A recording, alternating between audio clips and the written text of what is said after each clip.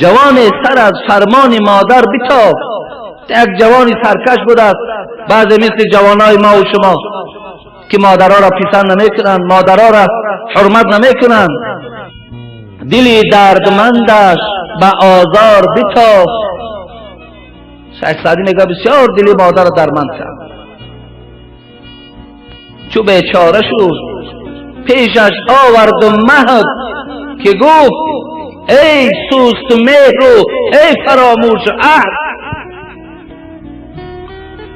مادر چیکار کرد؟ ببینید عجیب کاری را کرد. دوست می‌دارم مادرایی که فرزنداتان حرمتان نمیکنند یا به قدر شما نمیرسند، اگر دعوای مؤمنی و اسلامی و دعوای نمازخوانی کنند، همین عملی که مادر در حق فرزند خود کرد تو هم مادر عزیز بکن، شاید این عمل تو را بیدار کند. این مادر چیکار کرد؟ چو بیچاره شد پیشش آورد و مهد که گفت ای سست مهر و فراموش عهد. نه گریان و درمانده بودی و خورد که شبها زی دست تو خوابم نبرد. فریاد زد مادر، با تمام از تحت دل فریاد زد. نه در مهد نیروی حالت نبود، مگس راندن زی خود مجالت نبود. اینجا بیا گفت، نزد من بیا گفت، به خانه کمپیرخانه مادر در آگفت، آور چیناند این بچه سرکشه. بعد کجا رفت؟ چو بیچاره شد پیشش آورد و مهد. رفت از خانه در همون گهواره ده که این بچه سرکش خواب بود، همون گهواره را برداشته و به پیش آورد. ببینید همون گهواره را برداشته و به پیش این بچه سرکش آورد. گفت که گفت ای سوست مهر و فراموش عهد. فراموش کردی همین جایگاه کیف گفت، همین گهواره را میشناسی؟ چرا این قدر مهری تو سوست شده است؟ مهری تو کجا شد؟ مادر گهواره را به فرزند نشان داد که شاید از سخن عالم‌ها عبرت نگیرید، از سخن حکیما و از سخن دانشمندا هیچ عبرت نگیرید. شاید مادر مجبور شد و گهواره را گرفت و در پیش این فرزند گذاشت. وقتی نشان داد فرزند با دقت نظر میکرد و گفت نه گریان و درمانده بودی و خورد. تو میدانی از زمان گریه میکردی، بسیار درمانده بودی، محتاج بودی کسی به تو کمک کند، بسیار خورد بودی که شبها زی دست تو خوابم نبرد. و شبها مرا خواب نمیبرد، شبی دراز تو گریه داشتی، شبی دراز تو خوراک طلب میکردی، شبی دراز گویم برای تو تازه کردن حاجت بود. و در همین خانه شما خودتان خلاصه برارید. حاضر کودک در خانه های خود ما کودکامون وقتی که اگر همون در بروکش گویم وقتی بی‌تمیزی میکند، وقتی که گویم از او آن چیزی که آزار دهنده است خارج می شود، ببین چقدر نفرت میکنیم، تریزا را کشایم، بگیر برده تیز را شستشو کن، در بوی او طاقت نداریم. لیکن مادر همون را برداشته، مادر با اون ملایمی سخن گفته برداشته و بلا به آب ببرد، برای آب گرم میکند، میشود با دستای خود تازه میکند. انسان کمی بیدار شد. آخی خاطر خدا را هم ندیدی، خاطر شریعت هم ندیدی، خاطر هم محنتای مادر کمتر یک قدر کن. در دوام مادر با اون چی گفت؟ مایلش تو شبها هم گریه میکردی، عذابو میدادی، شکنجم میدادی، از دست تو بیمار بودم، خواب حلال ندیده بودم، نه در مهد نیروی حالت نبود. و تو در همین گهواره خواب بودی، تو تماما قوه نداشتی، مگس راندن زی خود مجالت نبود. و مگس ها بالای سری تو را می گرفتن، در بینی و در دهان تو مگس ها می در آمدن، تو حتی برداشته دست همونها را پیش کردن نمی تانستی. آیا همچنین نیست؟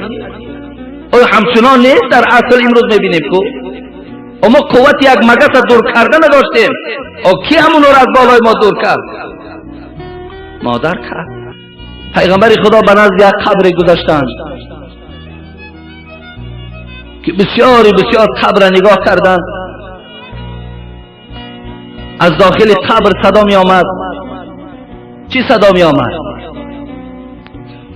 عن فوق النار و عن تحت النار و عن یمین النار و عن شمال النار. از زیر پایم آتش است، از بالای سرم عذاب است، از پهلوی راستم عذاب، از پهلوی چپم عذاب. ای داد، ای پشیمانی، ای نافهمی، داد میگفت. حبیب خدا وارد راحت و عذاب قبر میدانست پیغمبر ما. حبیب خدا بعداً به نزد این قبر آمدن و مردم قبیله را فریاد زدن، گفتن کنی بیاید این صاحب این قبر کیست که اینقدر فریاد از عذاب دارد؟ همه نزد راستای قبر آمده ایستادن. نزد این قبر که پیغمبر خدا عذاب شمیدید نگاه کرد، یک خیلی مادر پیرانسال آمده و راست قبر ایستاد. تو مادر این قبر کیست؟ گفت این قبر فرزند من است. گفت در حال حیات این دعای تو را گرفته بود یا نه؟ تو از این راضی بودی یا نبودی؟ مادر گفت پیغمبری خدا گفت از همین بچه گفت دهن نکشا، گفت زبان نکشا. این از جمله فرزندایی بود که ما از روزی که این زندار کردیم یک پیاله چای را ما ننوشیدیم. پاپ ما جانب خانه این فرزند رفتن نمیتوانستیم. زنی داشت که محبت او از پدر و از مادر بالا بود. برای همین حبیب خدا گفت وقتی باری که هیچ طاقت نکردم، باری هم دعوتم که نمیکرد، خودم از پیش خود به خانه بچه‌ام رفتم. وقتی وارد خانه بچه‌ام شدم یک باره بچه‌ام که وقتش خوش بود برای دید تماما حالتش دیگرگون شد. ناراحت شد که این مادر به خانه من آمده است.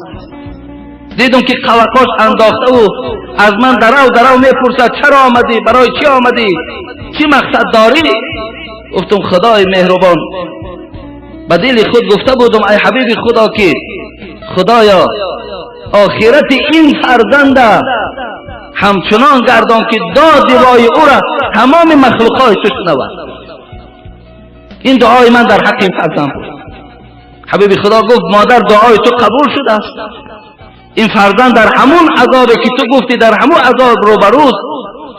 برای همین راضی شو تا که این عذاب از بالای کنده شود. پیغمبر خدا بسیار مهربان بود، از پدر و مادر و مهربان بود، نمیخواست که امتی او در عذاب باشد. مادر گفت حبیب خدا مجبورم نکن، دلم بسیار سیاه است، نمیخواهم. میگه دعا کرد، گفت خداوندا گفت